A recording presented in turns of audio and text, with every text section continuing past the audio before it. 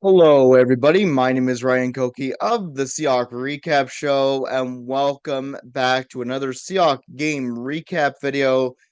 Now, this one is preseason week 2 versus the Tennessee Titans, and honestly, even in a loss, this game was pretty good.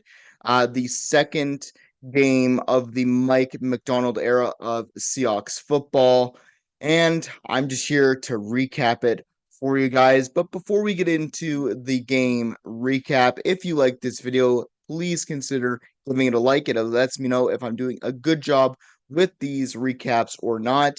And if you'd like to see any more future content from this channel, I would highly recommend you subscribe so you don't miss out on any more future uploads like this.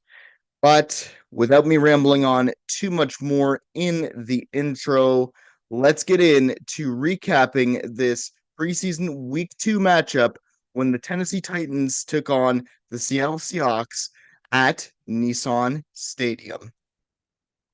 So, game summary, the Titans win 16-15 over the Seahawks. And because the Titans were the home team, let's go over their stats. First, they had 338 total yards. They had 222 passing yards, 116 rushing yards. The Titans had 4.9 yards per play. They had 23 first downs. They went 5 for 15 on third down. They went 1 for 1 on fourth down. They had 69 total plays, 3 sacks allowed, 4 punts, 10 penalties for 90 yards given up, 0 fumbles lost, and 1 interception thrown by Malik Willis when Ty Okada picked him off in the 2-minute drill of the fourth quarter, and the Titans ended up with 37 minutes and 49 seconds of possession time. For the Seattle Seahawks, they had a total of 239 yards, 175 passing yards, 64 rushing yards. They averaged 5.6 yards per play, had 12 first downs.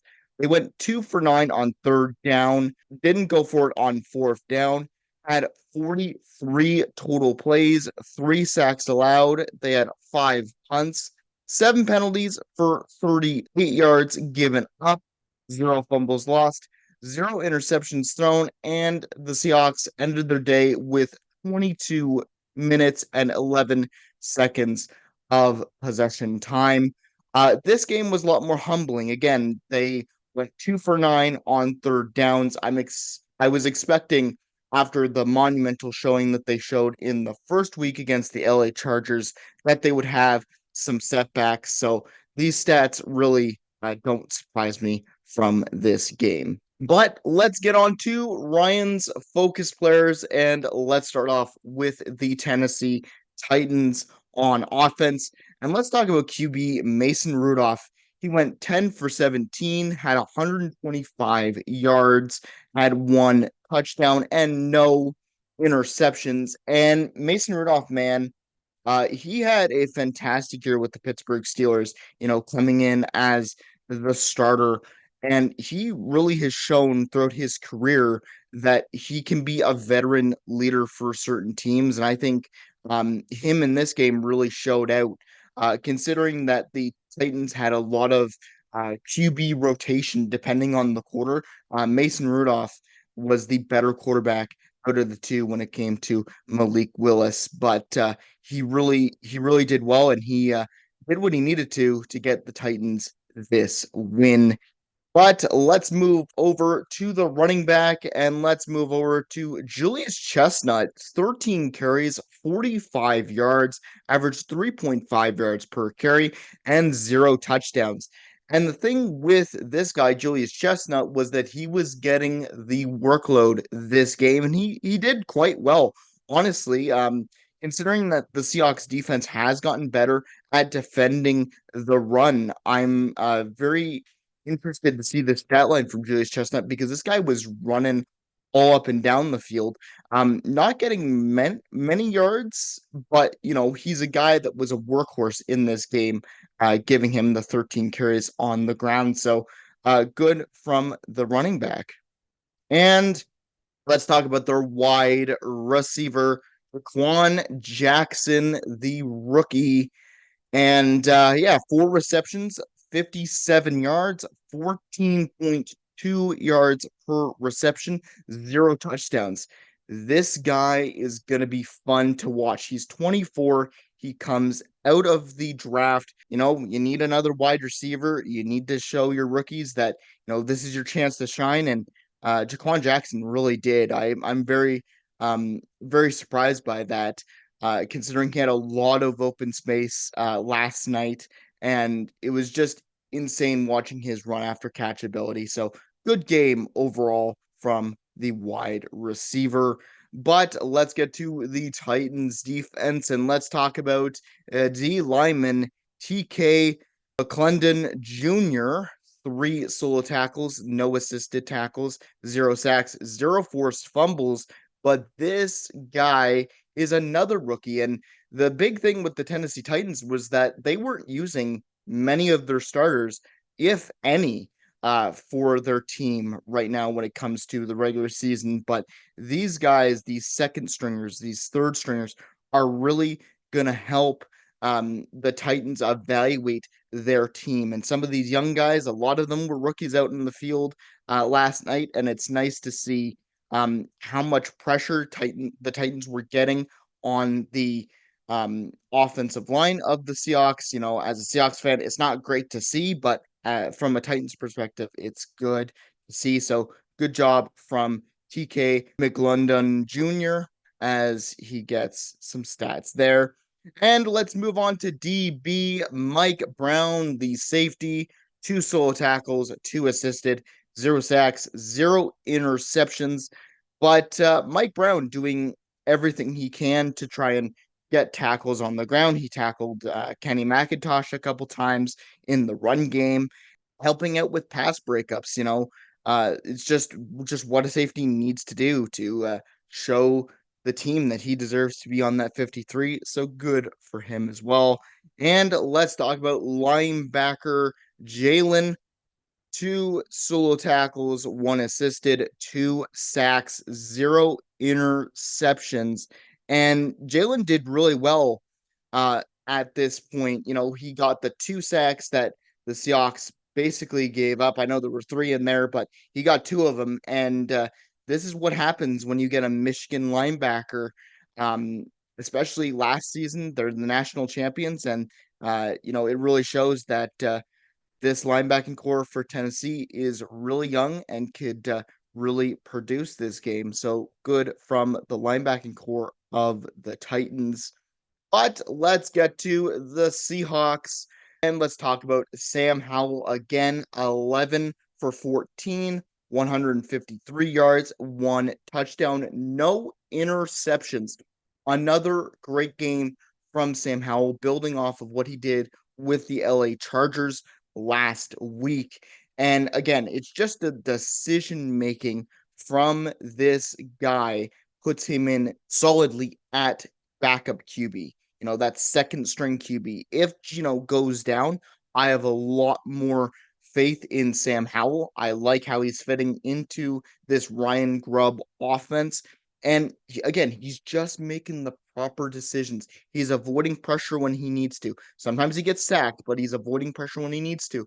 And the big bomb that he had to Aesop Winston Jr. was beautiful. That amount of accuracy, the amount of arm talent this guy has is just insane. And that's really good to have in a backup QB. So good game from Sam Howell. And let's talk about, for the second time this year, Kenny McIntosh, 8 carries, 46 yards, averaged 5.8 yards per carry, 0 touchdowns. Man, Kenny McIntosh, again, was injured last year, did not play a snap as a 7th-round running back, and now he's showing that RB3 spot could be his. He's showing out. great dynamic speed in this one. Helpful that AJ Barner and Mabry gave him the holes to run through, but his vision to just hit those holes and be explosive through it was it's great to see. And I hope Kenny McIntosh makes the 53-man roster off of this, because if he's a third running back in this system, man, oh man, you could do a lot worse at your running back 3 spot than Kenny McIntosh, in my opinion. But let's get to the wide receiver. Esof Winston Jr., 3 receptions, 47 yards, 15.7 yards per reception, and the 1 lone touchdown. If you've watched any of my videos from last year when I did the Seahawks game recaps for the 2023 season, you'll know that in preseason I was begging Pete Carroll and John Schneider to make Esof Winston Jr.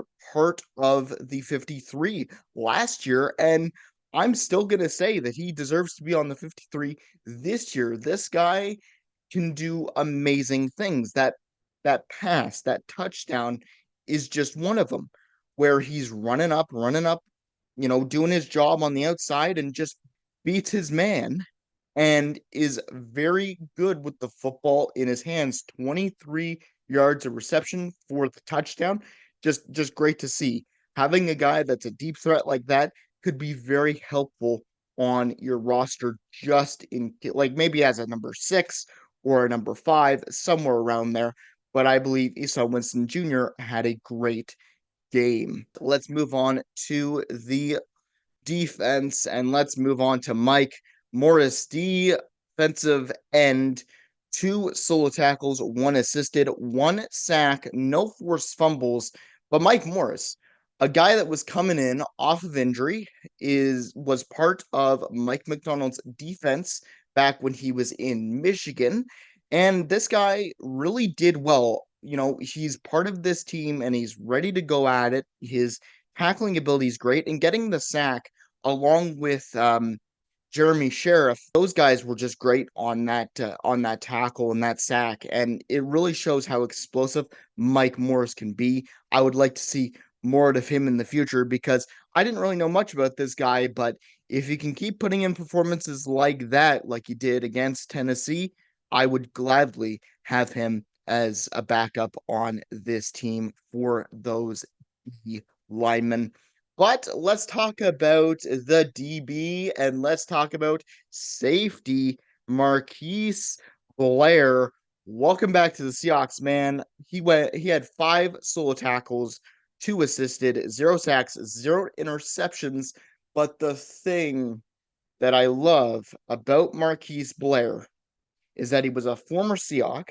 Not only was he a former Seahawk, but he came back to the Seahawks after suffering injuries that kind of derailed his career, and makes some huge hits. A lot of people were saying that Marquise Blair, when he was drafted, was going to be like the Earl Thomas 2.0 type of archetype. And this guy, from what I watched last night, he was everywhere. He was everywhere, but he was making huge, huge hits. So, great game for Marquise Blair. I hope he can make the 53-man roster this year, because it's always nice to see former Seahawks come back to the team and show what they're made of and what they're worth. And speaking of showing what they're made of and what they're worth, let's talk about the rookie linebacker, Tyrese Knight. 4 solo tackles, 4 assisted, 0 sacks, 0 interceptions. Another guy that I'm really excited about. Just a guy that's going to be that third linebacker, probably in the middle. What they were saying on the broadcast when it comes to Knight was that he was a tackling machine at UTAP. And right now you could see what he's doing, and I love every bit of it. It's great to watch him tackle with so much force, but it's great to see him know how to wrap up a tackle, not allow too much yard after catch. He knows where his gaps are. He knows that if he secures the tackle, People will like him for that. So great game from Therese Knight. He was in and around the field and around the football all night last night. So great game from the rookie. Let's get to my final thoughts and what went well. It's another great game from Sam Howell tonight. Great decision making from him in the first half when he was leading this offense. And it was also a great game from the special teams side of things as Jason Myers puts up 9 points on the board with his 3 field goals. I would still like him to make the extra point, but that's a different discussion for another time. Something that also went well was that this game you saw a lot of the starters in week 1 of the preseason against the Chargers, and now you're seeing what the backup units can do, the second stringers, the third stringers, those guys that you will need in an NFL season because there will eventually be injuries for every other team in the NFL. So even in the loss, just a great game to watch overall. What to improve on? Although there were a lot of third string players for the Seahawks playing on defense in this game, I would still like to see some better tackling. There was way too much open grass, man. Way too much yard after catch for some of these receivers. You gotta lock up a little bit better. You gotta get off the field on third downs. It's just how it needs to be. You can't give up so much yardage, and you can't be bailed out by the refs sometimes because Tennessee was committing a lot of penalties on their offensive side, but that's not always going to happen. Not the team is not always going to make mistakes for you guys to make up on. So you guys just gotta clean up the tackling a little bit, and you should be okay for the offensive side of the ball.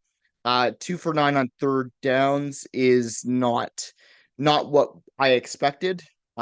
Cleaning up those kind of things a little bit. PJ Walker was in there for a lot of that second half, and he did not look great at all.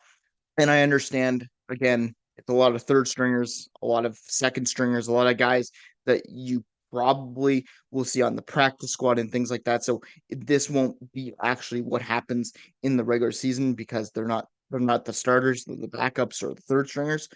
But even then, you still need to show out and try the best that you can in those situations. I would love to see PJ Walker use his talent. I know that when he was with Cleveland, he was used to running the ball himself. He was using his legs a lot more. So I would love to see that next game from him trying to use his legs to avoid pressure and try to get more open targets down the field using his dual threat ability. But my final thoughts after a great opening week for the Seahawks against the Chargers, preseason week 2 was a lot more humbling. However, despite the loss, this was actually a really entertaining game. I think this is also a great learning experience for the new head coaching staff. This was an evaluation period. The preseason matters in an evaluation sense, but the amount of games you win don't really they've never really impressed me of in a sense. It's always been about evaluating the talent you have on the roster and seeing if those third stringers could become backups or starters potentially and those kind of things. So I believe in this game, even though it's a loss by only 1 point, you can take away a lot from this game. Not only evaluating players, but evaluating, things that didn't go so well from a schematic standpoint and work on those when the Seahawks take on the Browns at Lumen Field on the 24th of August for the Tennessee Titans. Great game from you guys. You guys weren't using your starters. You guys were using your second strings and third strings as well. And you played a really good game for Mason Rudolph. You guys have got a veteran presence back there who's probably going to mentor a little bit of Will Levis. And that veteran leadership actually does wonders for a team that is young like the Tennessee Titans. a lot of rookies on that side for everywhere in that organization. So that veteran leadership from Mason Rudolph will help you guys down the line. Anyways, that is it for the Seahawks game recap of preseason week 2 versus the Tennessee Titans. One more week to go until the regular season is upon us, and we face the Cleveland Browns at home on August 24th. I hope you guys enjoyed this recap. Let me know your thoughts in the comment section down below, how you thought this game went, what you liked, what you didn't like, and some of your thoughts. I would like to know that in the comment section down below. But anyways, I will see you guys in the next video, and go Hawks go, and take care of yourself. Have a good day.